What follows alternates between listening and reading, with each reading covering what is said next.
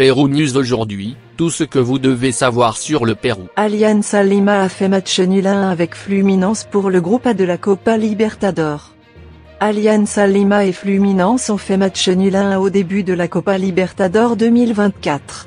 La grande figure du match a été Kevin Serna. Dessiné avec un goût de défaite.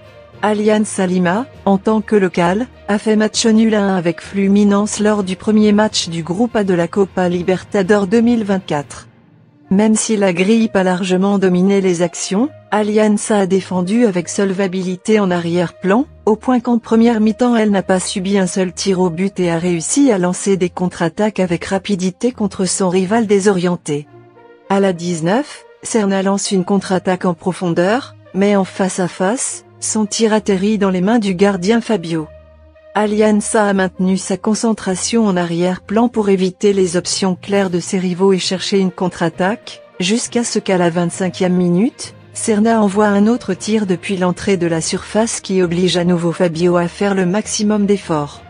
Cependant, après 35 minutes, l'intraitable Serna a lancé une autre contre-attaque après avoir reçu une passe du Panaméen Cecilio Waterman et a battu Fabio d'un tir bas et corné depuis la ligne de la surface.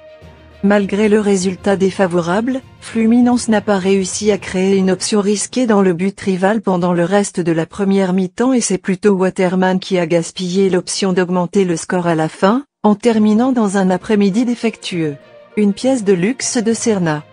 L'attaquant panaméen a eu une autre occasion très claire une minute après le début de la seconde période, mais il a tiré à côté d'une position imbattable alors qu'il était seul devant Fabio. À la 67, Serna a été remplacé par Franco Zanellato, les locaux ont donc perdu leur joueur le plus dangereux.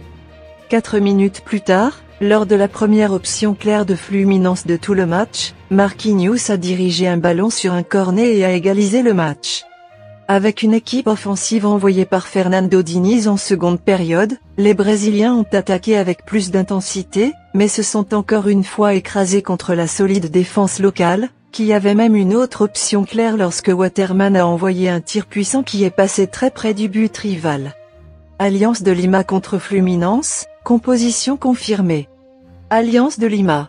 Angelo Campos, Marco Waman, Carlos Zambrano, Renzo Garcés, Giovanni Ramos, Juan Pablo Fret, Catriel Cabello, Jesus Castillo, Sebastián Rodriguez, Kevin Serna et Cecilio Waterman. Fluminense.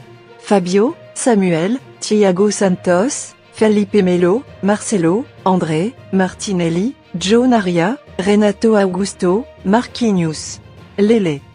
Laissez-nous votre commentaire et abonnez-vous pour continuer à grandir et suivez-nous sur nos réseaux sociaux, Facebook, YouTube, Instagram et TikTok. Pérou News aujourd'hui, suivez-nous sur Facebook et Instagram.